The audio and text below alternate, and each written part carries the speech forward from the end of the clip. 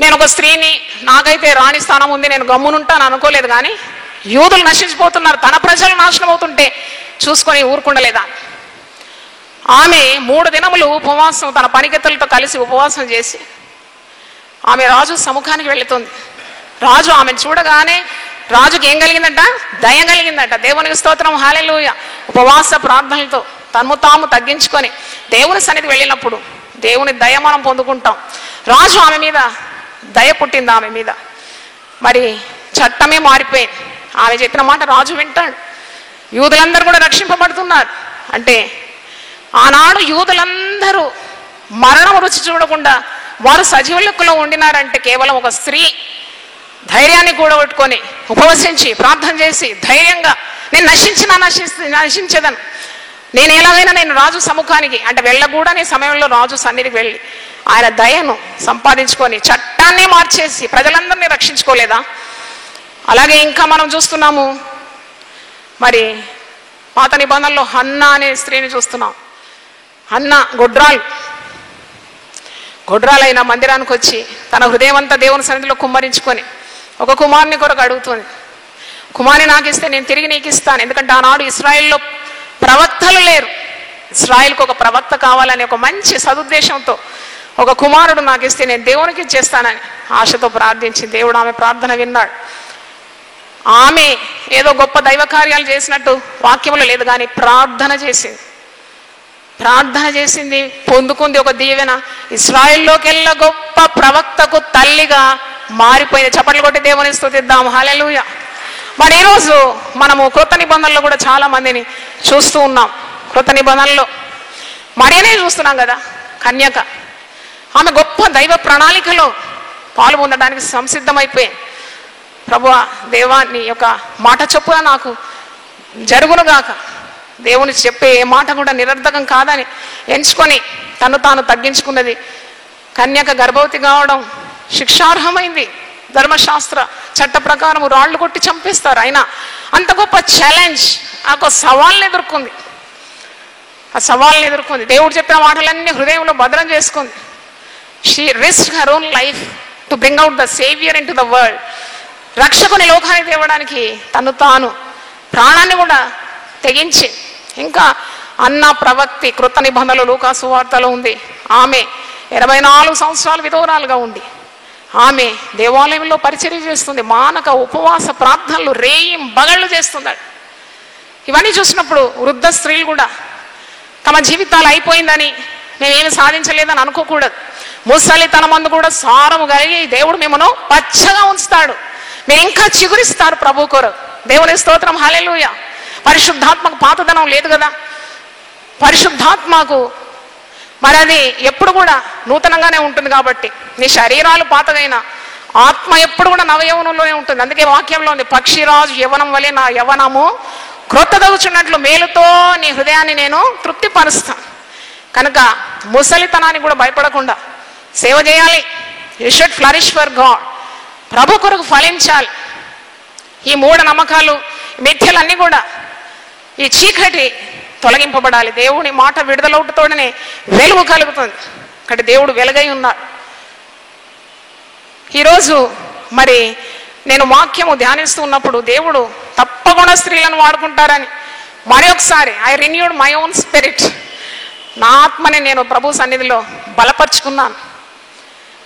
ఎన్నెన్నో ఆటంకాలు ఎదుర్కొన్నాను, ఎన్నెన్నో విమర్శలు ఎదుర్కొన్నాను. కానీ చెవిటి దానిలాగా ప్రవర్తించినాను. విననట్టే ఉండి దైవ కార్యాలు చేస్తూ వెళ్ళిపోయినాను. చాలామంది అడ్డుగా నిలబడినారు. నాకు అప్పుడు దేవుడు వాక్యంలో నుండి నన్ను ఆదరించినాడు. మత్తయి సువార్త 18:7 అభ్యంతరములు రాక మానవు, కానీ అభ్యంతరములు ఎవరి వలన వచ్చినో ఆ మనుషునికి శ్రమ. నా జీవిత అనుభవం ద్వారా నేను చెప్పగలను, స్త్రీలను ఎవరైతే ప్రోత్సహిస్తారో దేవుని సేవలో అట్టి వ్యక్తులను దేవుడు అధికంగా ఆశీర్వదిస్తాడు. స్త్రీలను అడ్డుపరిచే వాళ్ళను దేవుడు శిక్షిస్తాడు. ఎందుకంటే స్త్రీలు సేవ చేస్తున్నారంటే కేవలం పరిశుద్ధాత్మ బలంతోనే చేస్తున్నారు కదా. అట్టి పరిశుద్ధాత్మను మనం ఎన్నడూ కూడా దుఃఖపరచకూడదు. You should not grieve the Holy Spirit. నా జీవిత అనుభవంలో, సేవా అనుభవంలో చూసినాను, అడ్డు వచ్చిన వ్యక్తిని దేవుడు తీసేసినాడు, ఈ లోకం నుండి తీసేసినాడు. అంటే నేను ఎందుకు చెప్తున్నానంటే, never go and obstruct a woman from working for God's glory. దేవుని మహిమార్థమై ప్రయాసపడే స్త్రీలను ఏనాడు కూడా ఆటంకపరచకూడదు. అది దేవుని చిత్తము కాదు. దేవుడు ఎందుకు వాడుకోడు? మోషే చేతికి ఒక కర్ర ఇచ్చి కర్ర వాడుకోలేదా? మరి ఇంకా చూస్తున్నాం ఇప్పుడు యాయేలు ఒక మేకు తీసుకుంది, ఒక సుత్తె తీసుకుంది, ఆ సిసేరా తల పగలగొట్టిందని ఇప్పుడు చూసినాం కదా. అంటే ఒక మేకును దేవుడు వాడుకున్నాడు, ఒక సుత్తెను వాడుకున్నాడు, ఒక కర్రను వాడుకున్నాడు. ఇంకా వాక్యంలో చూసినప్పుడు యవల రొట్టెలను వాడుకున్నాడు, ఒక కుండను వాడుకున్నట్టు, ఒక సొర చెట్టును వాడుకున్నట్టు, ఒక పురుగును వాడుకున్నాడు. బొంకిన పేతురు బుద్ధి చెప్పడానికి ఒక కోడి పుంజును వాడుకున్నాడు. మరి ఇంకా వాక్యంలో చూసినప్పుడు దుప్పటి వాడుకున్నాడు, కాకులను వాడుకున్నాడు,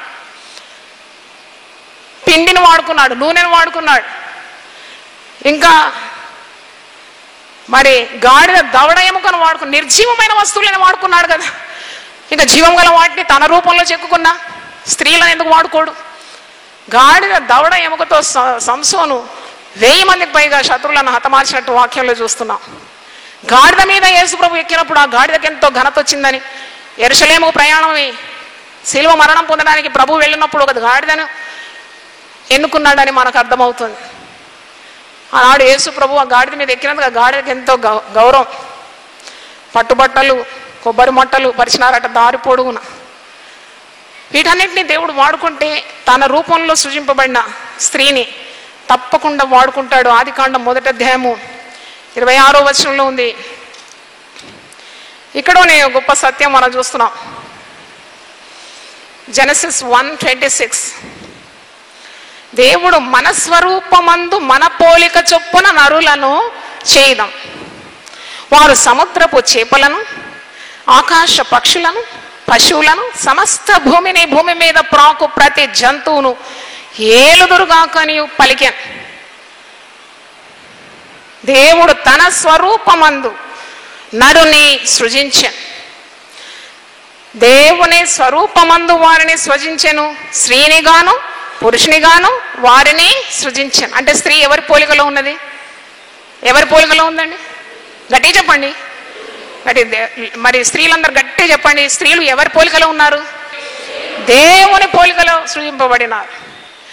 మరి దేవుడు అంటున్నాడు 28వ వచనంలో, దేవుడు వారిని ఆశీర్వదించెను.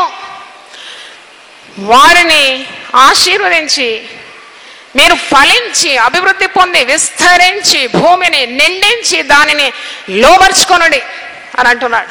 మీరన్నిటిని ఏలండి, మీరన్నిటిని నిండించండి, మీరు భూమిని ఫలింపజేయండి, అభివృద్ధి పొందండి, విస్తరించండి, దాన్ని నిండుగా చేయండి అని. మరి వాటన్నిటిని ఏలుమని కూడా మరుసటి వరుసలో ఉంది. ఏలడానికి కూడా పురుషునికి స్త్రీకి తన రూపంలో ఇద్దరిని కూడా సృజించుకొని వారిద్దరికి కూడా ఇలాంటి ఆధిక్యతను ఇచ్చినాడని, అధికారాన్ని ఇచ్చినాడని మనకి ఇక్కడ ఆదికాండం 1వ అధ్యాయం పేపర్ తిప్పకముందే దేవుడు మాట్లాడుతున్నాడు. అంటే స్త్రీ ఎంత విలువైన దేవుని సృష్టి అని మనకు అర్థమవుతుంది. పౌలు భక్తుడు 1 కొరింథీ 1వ అధ్యాయంలో ఈ విధంగా అంటున్నాడు. 1 కొరింథీ 1వ అధ్యాయము పౌలు భక్తుడు కొరింథీయులకు రాసిన పత్రిక, మొదటి పత్రిక 1వ అధ్యాయము 26 నుండి కొన్ని వచనాలు నేను చదువుతున్నాను. సహోదరులారా, మిమ్మును పిలిచిన పిలుపును చూడుడి. మీలో లోకరీతిని జ్ఞానులైనను ఘనులైనను గొప్ప వంశం వారైనను అనేకులు పిలువబడలేదు, కానీ ఏ శరీరయు దేవుని ఎదుట అతిశయింపకుండానట్లు జ్ఞానులను సిగ్గుపరచుటకు లోకంలో నుండి వెర్రి వారిని దేవుడు ఏర్పరచుకొని ఉన్నాడు. బలవంతులైన వారిని సిగ్గుపరచుటకు లోకంలో బలహీనులైన వారిని దేవుడు ఏర్పరచుకొని ఉన్నాడు. ఎన్నికైన వారిని వ్యర్థము చేయుటకు లోకంలో నీచులైన వారిని, తృణీకరింపబడిన వారిని, ఎన్నిక లేని వారిని దేవుడు ఏర్పరచుకొని ఉన్నాడు. అయితే ఆయన మూలంగా మీరు క్రీస్తు యేసునందున్నారు. చూడండి, బలవంతులను సిగ్గుపరచడానికి బలహీనలను నేను పరుచుకుంటాడు. శారీరకంగా చూస్తే పురుషులు బలవంతులుగా ఉంటారు. ఒక్క నెట్టు నెడితే మరి స్త్రీలు ఎంత దూరం పడిపోతారు. అంటే శారీర బలము పురుషులకే ఉంది. అయినా అట్టి బలవంతులను సిగ్గుపరచడానికి దేవుడు బలహీన ఘటమైన స్త్రీని కూడా ఎన్నుకుంటాడు. చప్పట్లు కొట్టి దేవుని స్తుతిద్దాం. హల్లెలూయా. ఆయన పక్షపాతి కాడు. ఎందుకంటే అతిశయించేవాడు తన బలం యందు, తన ఘనత యందు, తన వంశం యందు, తన పేరు యందు అతిశయించకుండా పిలిచిన బలమిచ్చిన క్రీస్తునందే అతిశయించాలని దేవుని యొక్క చిత్తం అని మనము గ్రహిస్తున్నాం. ఇంకా వాక్యం నుండి మనం చూసినప్పుడు దేవుడు మరి తన చేతిలో ఒక స్త్రీని అర్హమైన పాత్రగా తప్పకుండా వాడుకుంటాడని మనకు అర్థమవుతుంది. మిమ్మల్ని పిలిచిన పిలుపును మీరు చూడుడి అంటే మనం ఎలా పిలువబడినాం? 1 పేతురు 2వ అధ్యాయము 9వ వచనంలో ఉంది. మన పిలుపును గూర్చిన మరి కార్యం అక్కడ మనం చూస్తున్నాం. మనల్ని ఏ విధంగా పిలిచినాడు? 1 పేతురు 2వ అధ్యాయము 9వ వచనంలో మనకు అర్థమవుతుంది. అయితే మీరు చీకటిలో నుండి ఆశ్చర్యకరమైన తన వెలుగులోనికి మిమ్మును పిలిచిన వాని గుణాతిశయములను ప్రచురము చేయు నిమిత్తం ఏర్పరచబడిన వంశము, రాజులైన యాజక సమూహమును, పరిశుద్ధ జనమును, దేవుని సొత్తైన ప్రజలనై ఉన్నారు. హల్లెలూయా. ఈ వాక్యం కేవలం పురుషులకు కాదు. ఒకవేళ పురుషులకే అంటే బ్రాకెట్లో పురుషులకు మాత్రమే అని ఉండేది. వాగ్దానాలు ఎన్ని ఉన్నా అవన్నీ యేసు క్రీస్తునందు అవునన్నట్టుగానే ఉన్నది. అన్ని వాగ్దానాలు ఏ పక్షపాతం లేకుండా స్త్రీకి పురుషునికి సమంగా ఉంది. చప్పట్లు కొట్టి దేవుని స్తుతించండి. హల్లెలూయా. నేను మరీ చెప్తున్నాను, ఆయన రక్తంలో పక్షపాతం లేదు, ఆయన రక్షణ ప్రణాళికలో పక్షపాతం లేదు, ఆయన విమోచనలో పక్షపాతం లేదు. దేవుడు పక్షపాతి కాడు. ఆయన పిలిచిన పిలుపులో పక్షపాతం లేదు. అంధకారం నుండి ఆశ్చర్యకరమైన వెలుగులోకి ఇక్కడ కూర్చున్న పురుషులను, స్త్రీలను ప్రతి ఒక్కరిని కూడా ఆయన పిలుచుకున్నాడు. ఎందుకు పిలుచుకున్నాడు? ఆయన గుణాతిశయములను ప్రచురం చేయడానికి ఆయన పిలుచుకున్నాడు. అందుకే మనల్ని అందరినీ కూడా స్త్రీలైనా పురుషులైనా ఏర్పరచబడిన వంశం, ఏర్పరచబడిన వంశంగా పిలుచుకున్నాడు. రాజులైన యాజక సమూహంగా పిలుచుకున్నాడు. యాజకత్వంలో నువ్వు పిలుచుకున్నావు కదా. స్త్రీ చప్పట్లు కొట్టి దేవుని స్తుతించండి. హల్లెలూయా. ఆయన ఏర్పరచబడిన వంశంగా, రాజులైన యాజక సమూహంగా. యాజకత్వంలో స్త్రీలు లేరా? మరి పిలిచినాడు కదా కృత నిబంధనలో. 1 పేతురు 2:9 ఉంది కదా, ఏర్పరచబడిన వంశంగా, రాజులైన యాజక సమూహంగా. ఒకరు నాతో అన్నారు, మీరు ఇంత పెద్ద సంఘాన్ని ఒక స్త్రీగా ఉండి ఎలా నడిపిస్తున్నారు? అలా నడిపించవచ్చా అంటే నేనన్నాను, షెఫర్డ్, నేను ఒక కాపరిని, వేల మందిని నడిపిస్తున్నాను. షెఫర్డ్ అంటే మొదటి 3 అక్షరాలు ఏముందని అడిగినాను. మొదటి 3 అక్షరాలు ఏముంది? షీ. నేను ఉట్టిగా ఆయన నవ్విపీయడానికి అన్నాను, ఇదో షెఫర్డ్ అంటే మొట్టమొదటి 3 అక్షరాలే షీ అని ఉందయ్యా. నేను గొర్రెలు మరి ప్రజలను కాయడానికి దేవుడు నన్ను పిలుచుకున్నాడు. దేవుడు నాకు ఇచ్చిన ఈ సేవను నేను చెయ్యాలి కదా, దానికి అడ్డుగా నువ్వు ఎందుకు మాట్లాడుతున్నావు అంటే మనకు అలాంటి ధైర్యం ఉండాలి. చీకటి నుండి పిలుచుకున్నాడు, అంధకారం నుండి పిలుచుకున్నాడు, ఆశ్చర్యకరమైన తన వెలుగులోకి నడిపించినాడు. తన గుణాతిశయములను ప్రచురం చేయాలి. ఏర్పరచబడిన వంశంగా ఉన్నాం, రాజులైన యాజక సమూహంగా ఉన్నాం, పరిశుద్ధ జనంగా ఉన్నాం, దేవుని సొత్తైన ప్రజలుగా ఉన్నాం. దేవునికి స్తోత్రం. హల్లెలూయా. అంటే స్త్రీలు సేవ తప్పకుండా చేయాలి. కానీ ఒకటి నేను చెప్పాలి స్త్రీలకు హెచ్చరిక, అంటే దేవుడిచ్చిన మొట్టమొదటి బాధ్యత భర్త, పిల్లలు, ఇల్లు. నేను ఎప్పుడు చెప్తాను మా సంఘంలో ఉన్న స్త్రీలకు కూడా, ఇంటిని నిర్లక్ష్యం చేసి సేవ చేయడం దేవునికి ఇష్టమైన పని కాదు. ఒక స్త్రీగా సేవ చేయడం, ఒక గొప్ప పరిచయం చేయడం చాలా కష్టమైన పని. దేవుని కృప ఉంటుంది, దేవుని తోడు ఉంటుంది, దేవుని సహాయం నీకు ఉంటుంది తప్పకుండా. It's a great challenge, great risk. అట్టి స్త్రీలు కూడా మొట్టమొదట దేవుడిచ్చిన ప్రథమ బాధ్యతలు చక్కగా నిర్వహించారు. ప్రభు ఉపమానాల్లో ఒక మాట అంటాడు, నువ్వు కొద్దిలో నమ్మకంగా ఉన్నావు కాబట్టి నిన్ను అనేక వాటి మీద నేను నియమిస్తా. హల్లెలూయా చెప్పండి ఒకసారి. చూడండి, కొద్దిలో నమ్మకంగా ఉంటే దేవుడు అనేక వాటి మీద నియమిస్తాడు. ఇంటి పని చక్కగా చేస్తే దేవుడు నీకు ఇంకా గొప్ప బాధ్యతలు, ఆయన పని చేయడానికి నేను పిలుచుకుంటాడు. ఊరంతా ఉద్ధరించి మన ఇల్లు చక్క పెట్టుకోలేకుంటే దేవుని నామానికి ఘనత రాదు కదా. కాబట్టి ఒకవేళ దేవుడు నిన్ను పిలుచుకున్నా దేవునికి ఎప్పుడు అవిధేయులు కాకుండా వెంటనే దేవుని స్వరానికి లోబడి దేవుని సేవ చేయడానికి ఎప్పుడు సిద్ధపాటు ఉండాలి. ఒకవేళ ఇంట్లో క్రమం లేకుంటే దేవుడు అన్నీ చక్క పెడతాడు. అన్నిటికీ ఒక కుదురుబాటు కాలం అంటూ ఉన్నది. దేవుడు చక్కబెట్టగలడనే విశ్వాసం, నీ ప్రయత్నాలు, నీ వంతు కృషి నువ్వు చేస్తూ ఉండాలి. You cannot neglect the family and do build God's kingdom. చాలామంది స్త్రీలు సేవకురాలను నేను చూస్తూ ఉంటాను. అంటే భుజం మీద ఒక సంచి తగిలించుకొని పిల్లలు అన్నం అడిగితే అన్నం ఇవ్వకుండా భర్తను నిర్లక్ష్యం చేసి ఇంటి వదిలిపెట్టి సేవ అని చెప్పి తిరగడం దేవుని చిత్తం కాదు. మొదట ఎక్కడ గెలవాలట? ఇంట్లో గెలవాలి, దాని తర్వాత రచ్చలో గెలవాలట. కానీ దేవుడు తప్పకుండా ఆశగల ప్రాణాలను తృప్తిపరుస్తాడు. నీకు సేవ చేయాలని ఉంటే ఆశను దేవుడే నెరవేరుస్తాడు. సంఘంలో మౌనంగా ఉంటే ఉండండి, పర్వాలేదు. లోకమంతా మీ పొలమే కదా, లోకమంతా మీ పొలమే కదా. దేవుడు అంటాడు, సర్వలోకానికి వెళ్ళి సర్వ సృష్టికి మీరేం చేయండి? సువార్త అందించండి. అక్కడ మిమ్మల్ని అభ్యంతరపరిచేవారు ఎవరున్నారు? స్త్రీలు తప్పకుండా గృహాలు దర్శించడం, రోగుల కొరకు ప్రార్థనలు చేయడం, హాస్పిటల్ దర్శించడం, విడిపోయిన కుటుంబాలుంటే కౌన్సిలింగ్ చేయడం, యవన బిడ్డలకు మరి దేవుని వాక్యం బోధించడం, చిన్న బిడ్డలను నడిపియడం, సండే స్కూల్ పరిచర్య, పాటలు పాడి దేవుని మహిమపరచడం.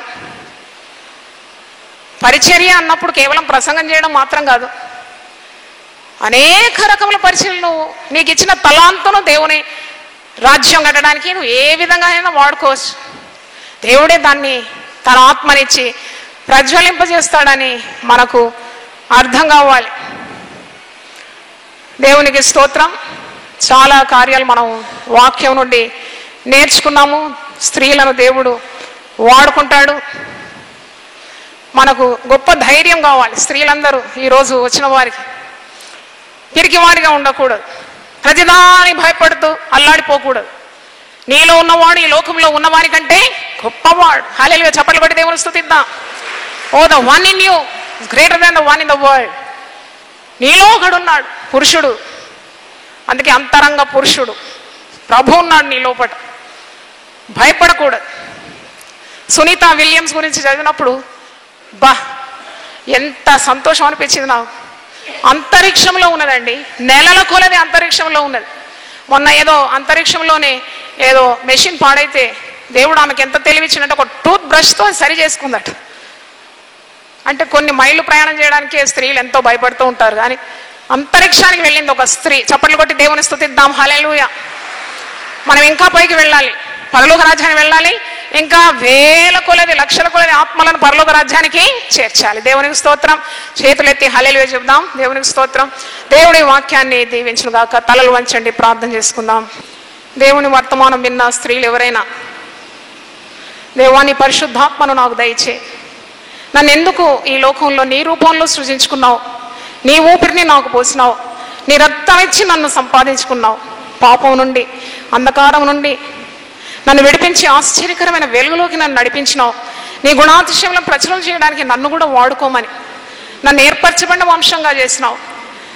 ప్రభువా, రాజులైన యాజక సమూహంగా దాంట్లో నన్ను పిలుచుకున్నావు.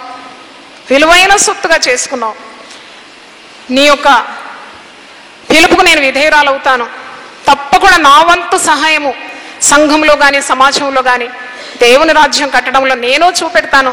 నాకున్న సామర్థ్యాన్ని నేను ప్రభువుకు అర్పిస్తాను. ప్రభు కొరకు నేను ప్రయాసపడతాను. ప్రార్థనలేమి, పాటల్లోనేమి, సేవ చేయడంలో కానీ పరిచర్లో కానీ ప్రతి స్త్రీ కొరకు నీ దాసురాలు నేను ప్రార్థిస్తున్నాను. ఏ వ్యత్యాసం లేకుండా స్త్రీలను పురుషులను ఏకంగా నువ్వు చూస్తున్నావని, నీ రక్తము స్త్రీకి పురుషునికి ఒకే రీతిగా చిందింపబడిందని, నీ రక్షణ ప్రణాళిక కూడా ఒకే రీతిగా ఉందని, పరలోకంలో కూడా స్త్రీ పురుషులకు ఏకరీతిగా స్థానం ఇచ్చినావని, లోకానికి రక్షకుడు రావాలంటే స్త్రీనే నువ్వు ఎన్నుకున్నావని, ప్రభువా నీ వద్దకు వచ్చి వారికి నువ్వెంత మాత్రం తోసివేయవని, పునరుద్ధారుడైనప్పుడు మొట్టమొదటి ప్రత్యక్షత ఒక స్త్రీకే నువ్వు ఇచ్చినావని, వెళ్ళి ప్రకటించమని మగ్ధలేని మరియతో నువ్వు సెలవిచ్చినావు.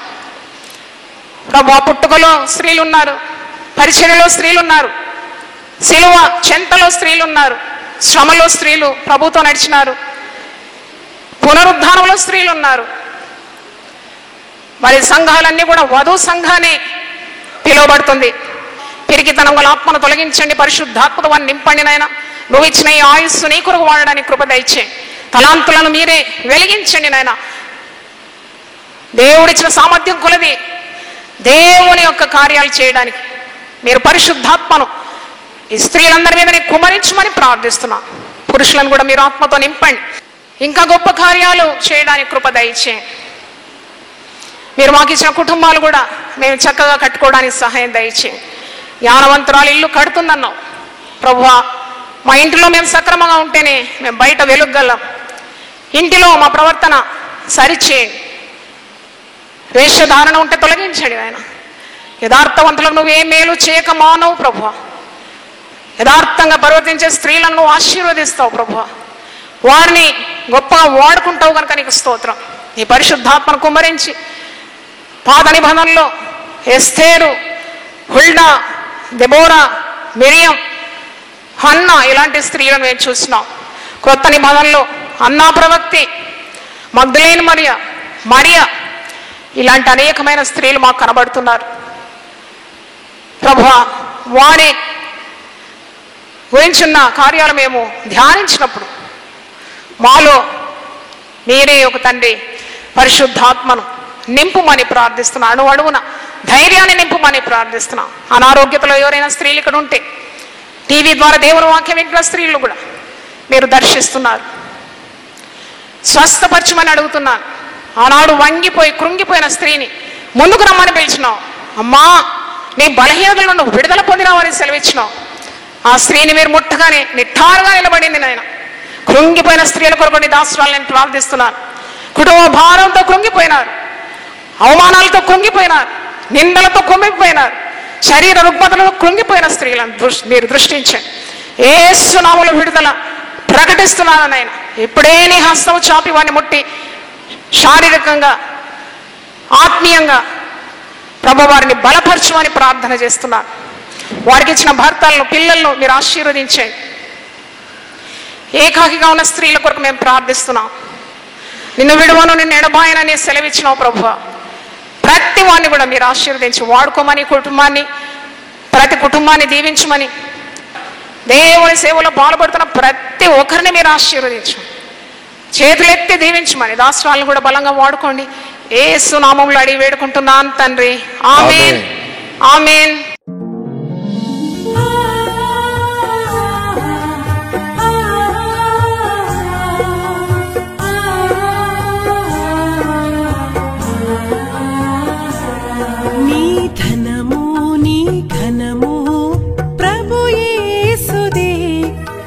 దశమా భాగమునీయ వెనుదీతువా. నీ ధనము నీ ఘనము ప్రభు యేసుదే. నీ దశమా భాగమునీయ వెనుదీతువా. ధరలోన ధనధాన్యములనీయగా కరుణించి కాపాడి రక్షింపగా. ధరలోన ధనధాన్యములనీయగా కరుణించి కాపాడి రక్షింపగా. పరలోకనాదుండు నీకీయగా మరి యేసు కొరకీయ వెనుదీతువా. పరలోకనాదుండు నీకీయగా మరి యేసు కొరకీయ వెనుదీతువా. నీ ధనము నీ ఘనము ప్రభు యేసుదే. నీ దశమా భాగమునీయ వెనుదీతువా. పాడి పంటలు ప్రభువు నీకీయగా కూడు గుట్టలు నీకు దయచేయగా. పాడి పంటలు ప్రభువు నీకీయగా కూడు గుట్టలు నీకు దయచేయగా. వీడంగ ప్రభు యేసు నామంబును గడువేల ప్రభుకీయ